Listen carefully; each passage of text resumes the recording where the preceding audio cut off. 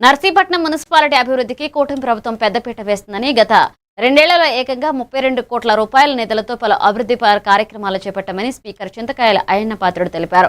Speaker camp కార్యాలయంలో నిర్వహించిన media సమావేశంలో ఆయన మాట్లాడుతూ ఈ 2 ఏళ్ల కాలంలో మున్సిపాలిటీకి 24 కోట్ల రూపాయల నిధులు మంజూరు చేశామని, ఈ నిధులతో 341 పనులను అనగా సీసీ రోడ్లు, బీటీ రోడ్లు, డ్రైనేజీల నిర్మాణాలను విజయవంతంగా పూర్తి చేశామని వివరించారు. తాజాగా సీఎం ఆదేశాల మేరకు Visakhapatnam metropolitan region development authority ద్వారా నర్సీపట్నం మున్సిపాలిటీకి 3వ విడత కింద మరొక 8 కోట్ల రూపాయలు మంజూరయ్యాయని, ఇందుకు సంబంధించిన ఉత్తర్వులు ఇక తమకు అందాయంటూ ఆయన స్పష్టం చేశారు.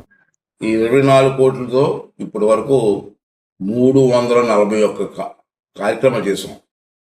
రోడ్లు కానివ్వండి, డ్రైన్స్ కానివ్వండి, లేదా బీటీ రోడ్స్ కానివ్వండి, సీసీ రోడ్స్ కానివ్వండి, 341 వర్కులు చేసాం. అది మీ అందరికి తెలుసు, మీ కళ్ళ ముందే ఉన్నాయి. ఇప్పుడు మళ్ళీ ముఖ్యమంత్రి గారి ఆదేశాల మేరకు విశాఖపట్నం ఓడా వాళ్ళు మళ్ళీ ఈరోజే నాకు ఆర్డర్ వచ్చింది. ఈ ఆర్డర్ కాపీ కూడా మాకు ఉదయం వచ్చింది. మళ్ళీ మనకి ఓడా నుంచి మన నర్సీపట్నం మున్సిపాలిటీకి 8 కోట్లు ఇచ్చారు. ఈ 8 కోట్లతోటి ఆల్రెడీ వర్కులు కూడా డిజైన్ చేసాం.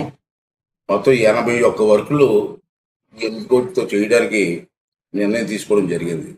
అంచేత ఇన్ని వర్కులు ఒకేసారి ఇస్తున్నాం కాబట్టి ఆ వార్డుల్లో ఉన్నటువంటి సుమారు మన నర్సీపట్నంలో 28 వార్డులు ఉన్నాయి. 28 వార్డుల్లో కూడా రోడ్లు ఇస్తున్నాం, డ్రైనేజ్ ఇస్తున్నాం, సీసీ రోడ్లు ఇస్తున్నాం. అంచేత మీ పెద్దలందరూ కూడా దగ్గర ఉండి ఆ రోడ్లు పూర్తి చేసుకొని ఈ గ్రామాభివృద్ధిలో మీరు అందరూ కూడా భాగస్వాములు అవ్వాలని కోరుకుంటూ, అలాగే వార్డు ప్రజలను కూడా కోరుకుంటేది ఏంటంటే ఆ రోడ్డు సక్రమంగా వేస్తున్నారా లేదా ప్రజలు కూడా చూసుకోవాల్సిన అవసరం ఉంది. మీ వీధిలో రోడ్డు వేస్తున్నప్పుడు ఆ రోడ్డు సక్రమంగా వేస్తున్నారా లేదా, 10 మందికి ఉపయోగపడుతుందా లేదా అని కూడా ప్రజలు కూడా అబ్జర్వ్ చేయాలి.